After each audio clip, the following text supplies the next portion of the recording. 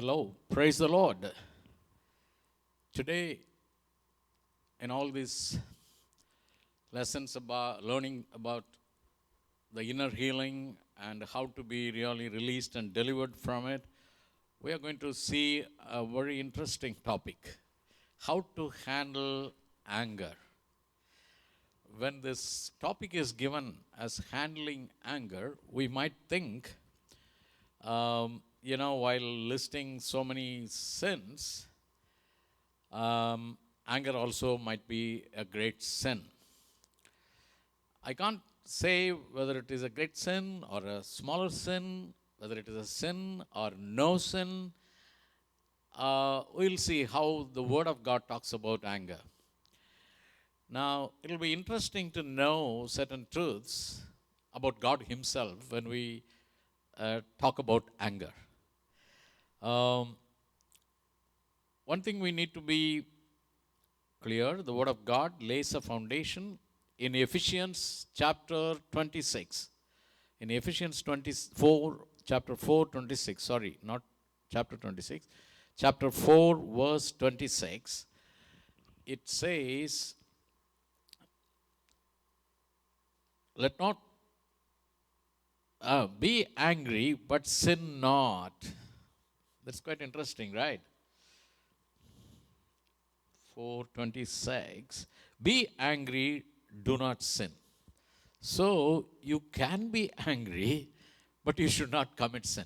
See, here is where the thin line that is dividing the anger portion. If you think that you are full of an anger or you are an angry person, a thin line divides that you are permitted to be angry this side, but you are not permitted to be angry in this way on the other side where you may commit sin. How did we get this? The God created man in the beginning, and He created in His own image or in His own likeness. When the Word of God says He created us in His own image and in His likeness, I interpret with those words in so many different ways. Okay, we derive the nature of God in us, or how God thought about, imagined that what kind of person we should be as human being. So He created us, I say. Or in the likeness or in the image means sometimes people say that we are the mirror image of God. Maybe we don't look like Him or He does not look like us because He is a huge, He is everywhere, big person. Jesus alone came into the world in the form of a human being, but He was divine. Other than that, we do not have. So definitely we are not the reflecting mirror image of God, but we are an reflecting image of God's nature in us. So if anger has become part of us, then it is part of God too. So we should know that we are not quite um, thrilled or shocked by this truth. If we go to the book of Deuteronomy in chapter 13, Deuteronomy 13, verse 16 onwards.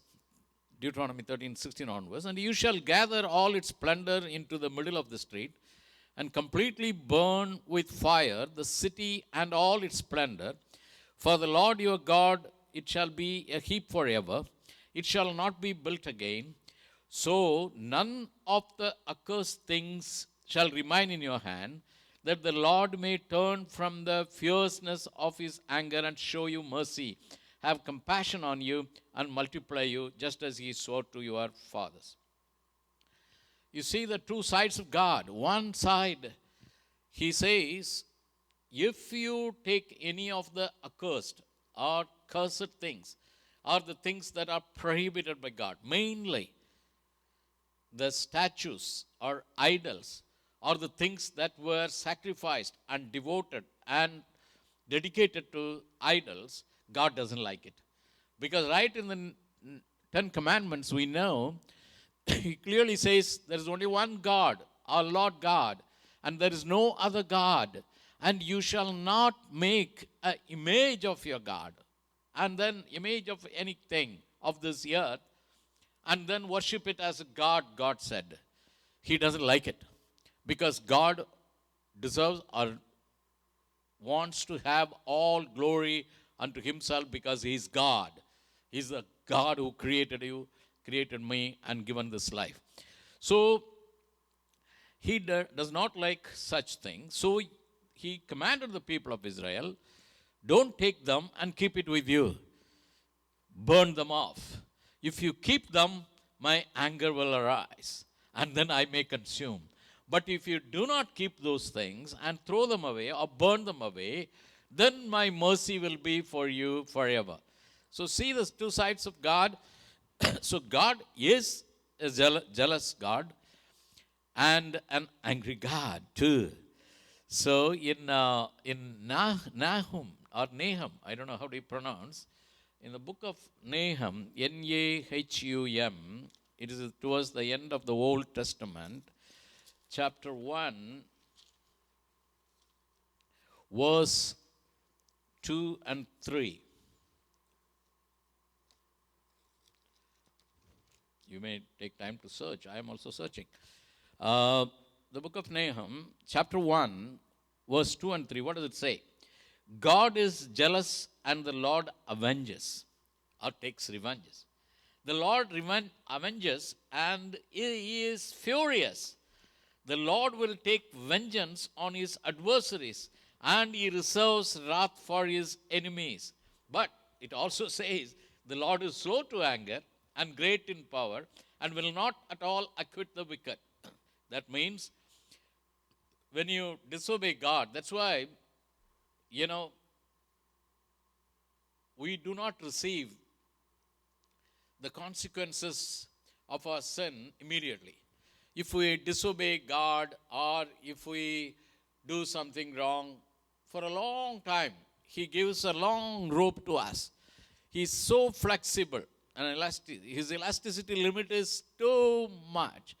So sometimes we take for granted, oh, I disobeyed God here once, let me do that sin again, let me do that, whether it is an immoral sin or any, idol worship or any other thing that we do in telling lies or coveting neighbor's property. In so many areas, we might commit sin, disobeying the commandment of God. But God immediately doesn't punish. He waits. He observes us and he watches. But if you reach the limit, then the word of God says, see, he's slow to anger, but great in power. But he will take vengeance on his adversaries. And God is jealous God and he avenges and he is furious. So when the punishment actually comes, sometime, or when the consequence we experience, we sometimes wonder why now it has come. But, many times it is the result of the accumulation of many sins or disobedience to God. I have seen that too.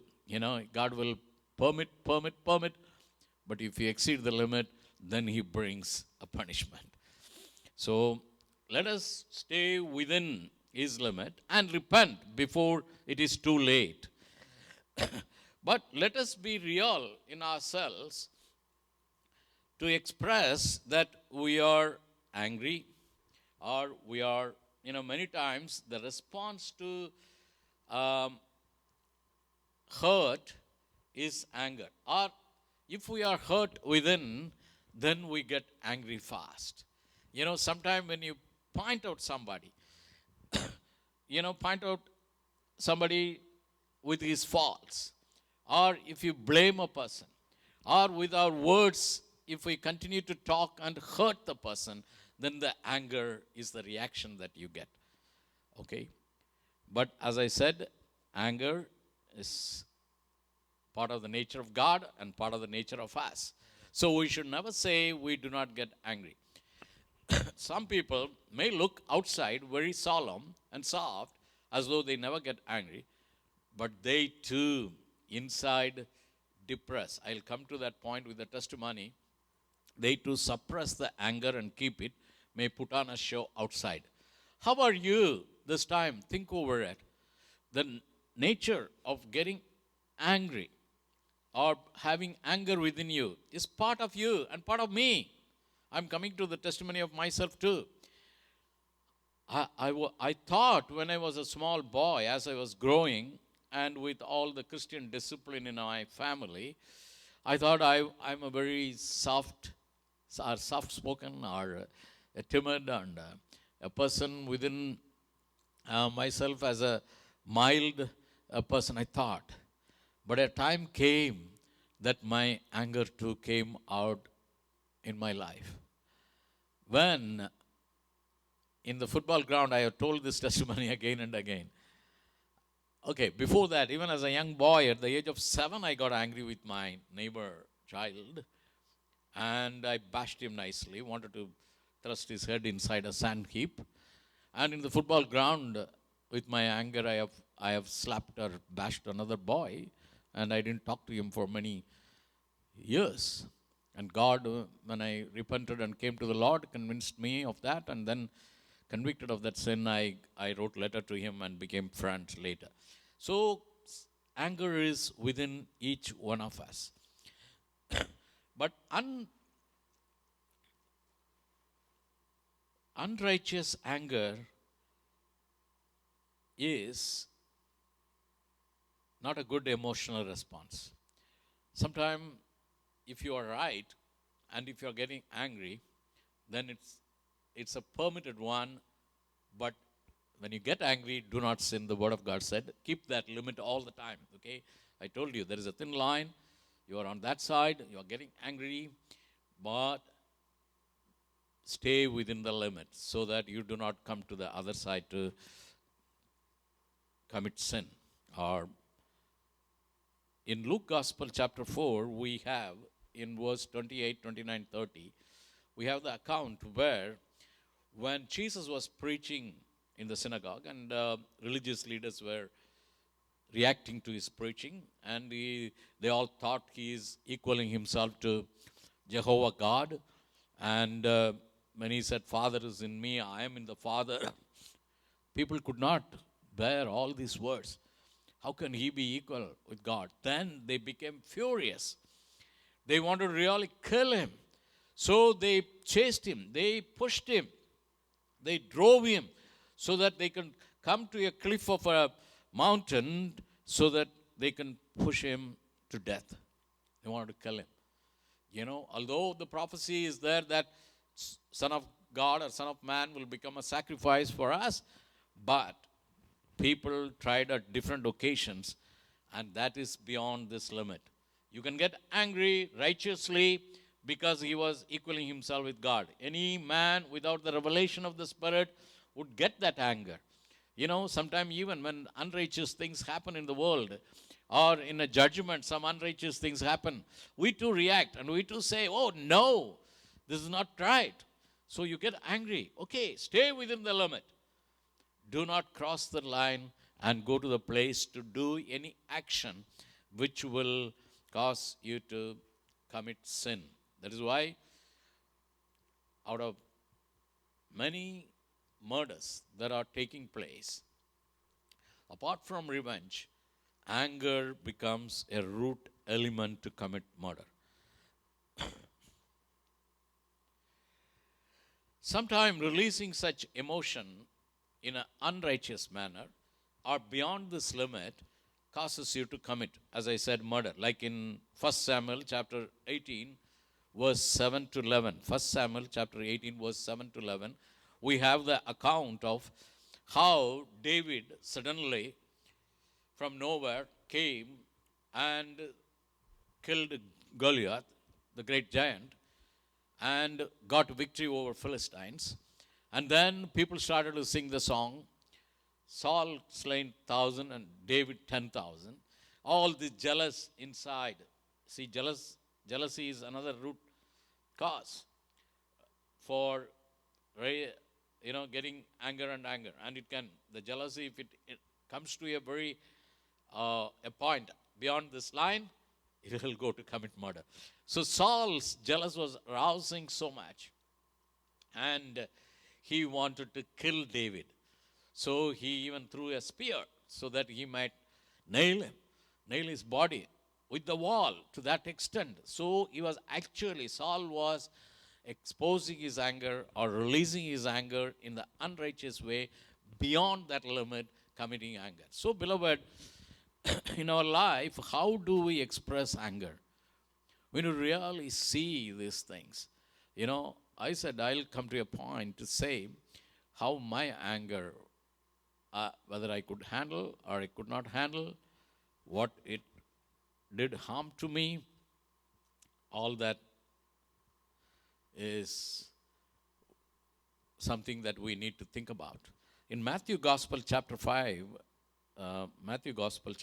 verse 22, it says, the words can hurt the person.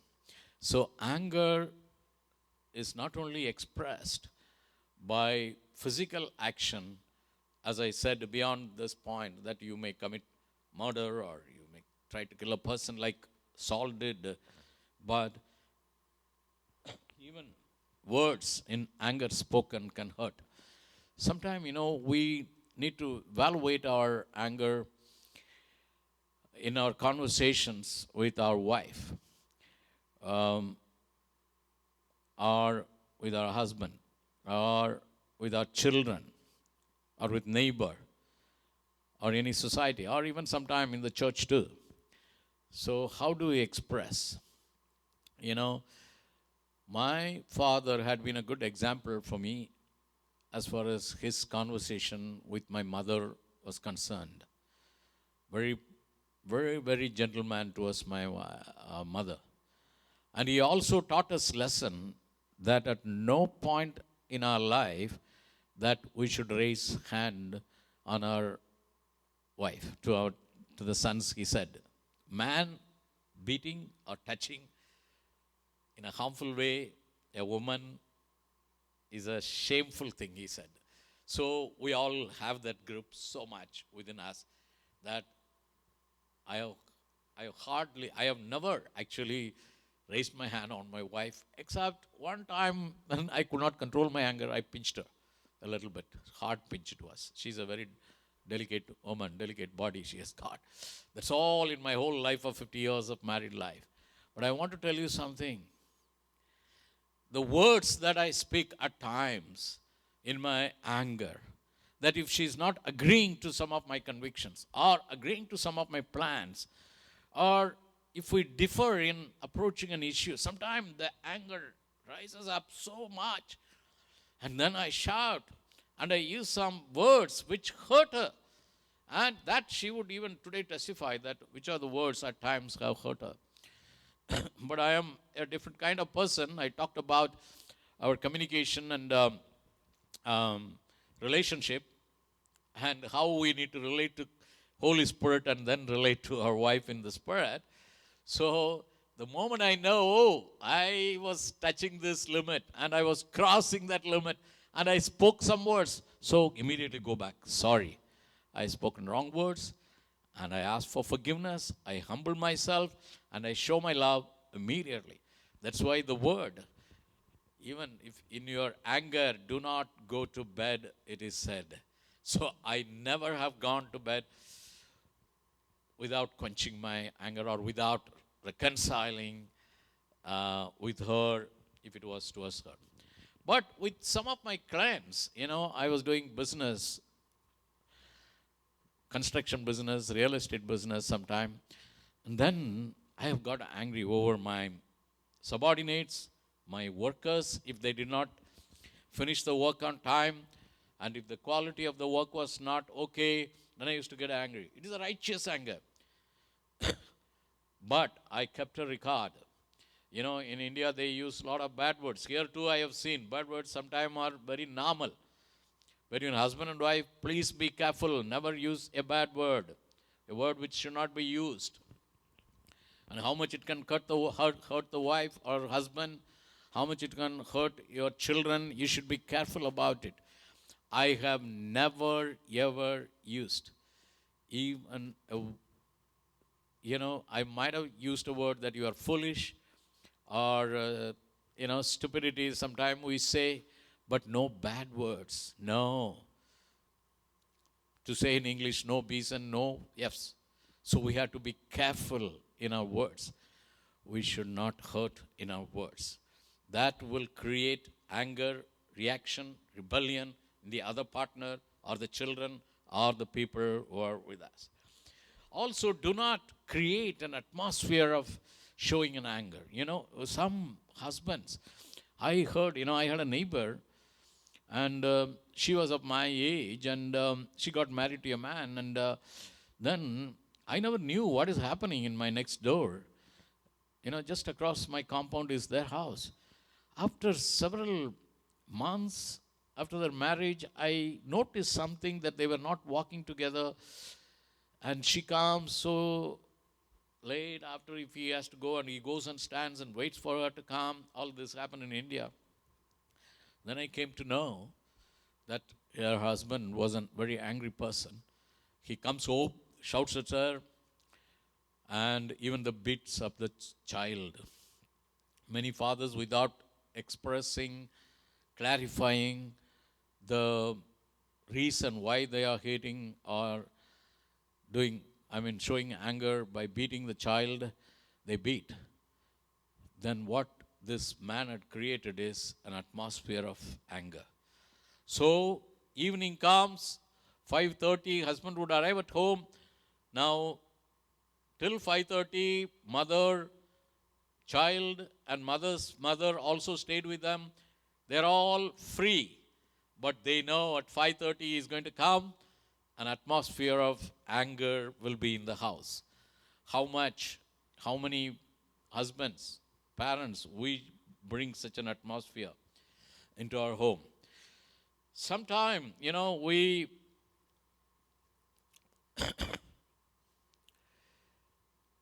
justify that it is said, chastise a child when they are small, or rebuke so that they may not go astray. What is the meaning of that? Okay, when we talk about the chastisement, let us go to Isaiah chapter 53. Isaiah 53 verse 4 and 5. Surely he has borne our griefs and carried our sorrows, yet we esteemed him stricken, smitten by God, and afflicted, but he was wounded for our transgressions. He was bruised for our iniquities. The chastisement for our peace was upon him, and by his stripes we are healed. You must have watched so many Jesus movies, and especially, when the soldier with a whip, whipping Jesus' back, 30 whips or 33 whips, made the stripes on his body. He was bleeding. And that is exactly the chastisement with a whip. For what? Those were the beatings we were supposed to receive, or we are supposed to receive for our sins. We should have been beaten with a whip. We should have been whipped with that whip. And our body, instead of bleeding, he took all that. This is the chastisement. So, when you chastise a child, you do not go to that place. Why? Because that was the consequence for the sin that we had committed. We were supposed to receive, and he received it on his body. Okay. Just before that, it says, smitten by God and afflicted, and he was wounded for our transgressions and bruised for our iniquities. God wanted to bruise us for our iniquities. He wanted to smite us for our iniquities and afflict us. But everything came upon Jesus. So we see God's anger, and because Jesus took our place, we are not receiving that. Then how we in turn, sometime in punishing our children or even punishing the wife, or in handling any person in anger, we go to that extent. This part is over. God has finished that work. Jesus has taken everything. We are supposed to be dwelling on this side of the line within our anger without committing sin. So, in releasing anger, how far do we go? We'll think about. Now, Jesus drove all those fellows who were doing business inside, selling the goats, collecting tax, and so many transactions were going on inside the temple, and Jesus expressed his anger and drove them all. Expressing anger is not a sin. I told you, the line you keep in mind. This side, you express your anger, but do not commit sin. He expressed anger in driving out all those people who were defiling the temple of God. They were polluting the temple of God. Things should not be done within the temple. It is a holy place. So, reason for his anger was right. And when he did all that, he only drove them away. He never killed anybody. He never went beyond this line. He drove them away, the word of God says. So, anger can be expressed, but it should be within this limit here, without committing sin, without using bad words, and without hurting the people, and still express your stand very clearly. Now, expressing anger. Now, let me give one small story. I was doing this inner healing and deliverance school for 9 weeks in England, UK. And in our set of students, out of the 50, there were 2 young girls, and they were always together, good friends. After few weeks, when all these lessons were spoken, one girl, both were from Australia, but they were in UK, one girl became very silent, and she's not talking to anybody. Such a bubbly characters, both of them, and they used to entertain us because we older people used to sit and see all their things, young people, what they do. And suddenly she became very silent. And for 1 week I was observing, and she is not talking to anybody, but she is with the other girl. The other girl is talking to others, but she is not talking.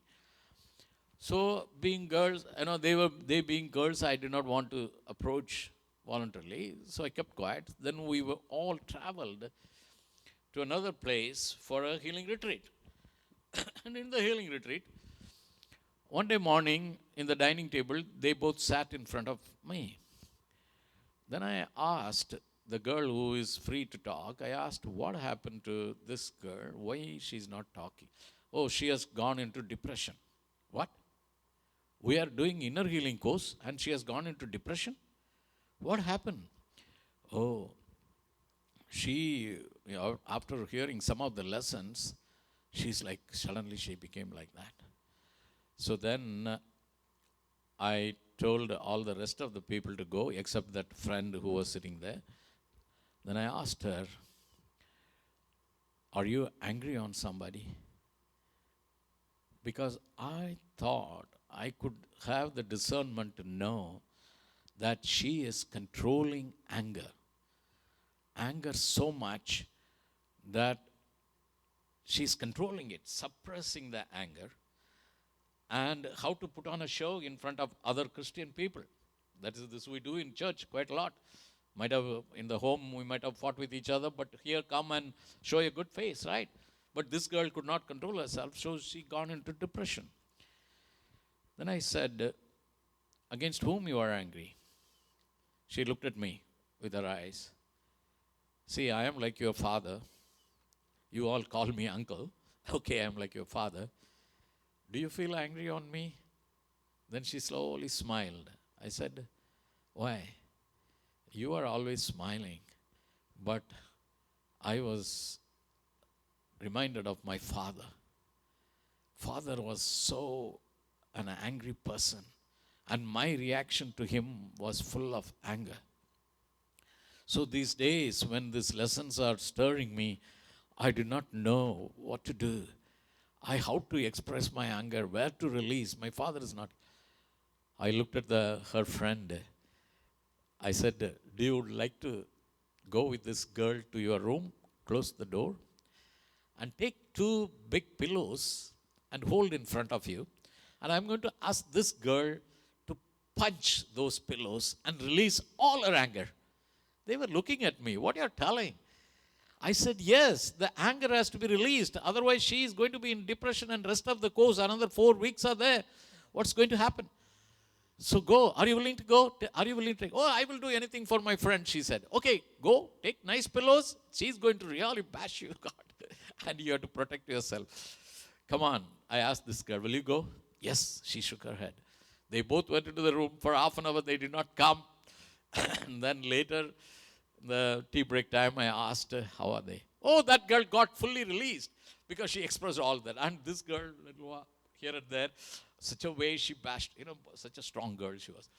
So what I'm saying is, anger, if it is not released, it may bring this sort of results. Not only depression, if the people can hurt themselves. I have seen people taking knife and cutting their hands and trying to bleed. And it may lead in some time to suicide. Anger can cause all these things, people, beloved. So be mindful. How Jesus released his anger by driving those people out of the synagogue. He expressed his anger. And it has to be known that God is right to get angry. Okay. Now, be real about the anger, own it, and take responsibility for it. You have to be real about your anger, and you have to own it, and you have to take responsibility. Now, I'm going to share my own testimony. As I said in the beginning, I slowly discovered that I too had anger within me.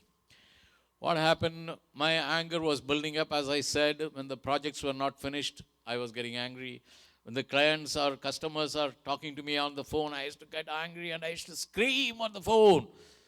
So much. In India, we used to shout a lot because the boss is always expression. Here, I think the people will sue you if you try to show them too much of anger beyond a limit. Even with children, we have to be careful. They say teacher ought to be careful with the children. The students there. So anyway, we just express. As I said, no bad words from me and no physical expression. Okay? But this anger was building within me. It was building within me. And along with that, I was eating some fatty foods, and it was putting my cholesterol more and more. I was growing.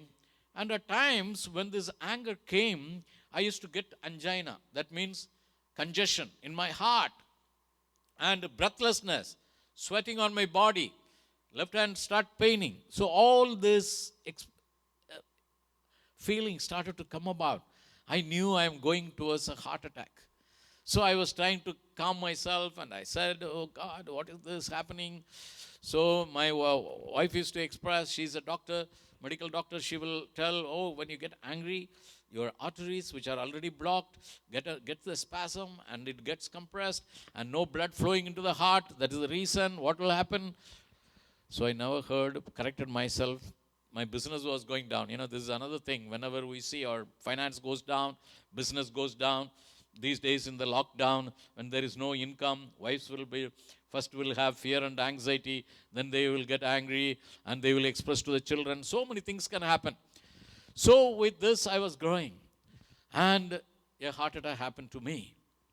And that day when I was repenting, asking the Lord to heal me, and before going into the hospital and get operated as a bypass surgery, I repented before God. I owned my anger. Oh God, I am an angry person. The anger is coming out of me, and this has caused my physical illness. Now I repent. I will not go to this limit. Oh Lord, Holy Spirit, how in the communication I taught you, the same way I said, Holy Spirit, enable me to control my anger. And operation over. Now I am very careful. My communication with anyone, whether it is at home or outside, whether it is in the church or in the workplace, all through the Holy Spirit. Spirit controlled temperament we need to have. Spirit controlled temperament. That is how I have overcome. But I owned the fact that I was an angry person. So confess to God, oh Lord, this is the feeling that I get, that I'm getting sometime all this type of different type of expressions of my anger. Please help me, Lord. We'll come to God, and God understands us because we know that we have got His nature within us, and the nature of getting anger is within each one of us. So let us be truthful, own. Let us not be in a place hurting others, expressing and landing into a health condition like me. Younger people, take care, and let us really repent. And as I said, do not cross the thin line limit and come to this side to commit any sin. May God help you and protect you, and the Holy Spirit is ever our counselor and helper. Let us pray. Father God, we thank you and praise you for this time. Thank you, Lord, through various passages in your word and through the testimonies and the things that we have seen.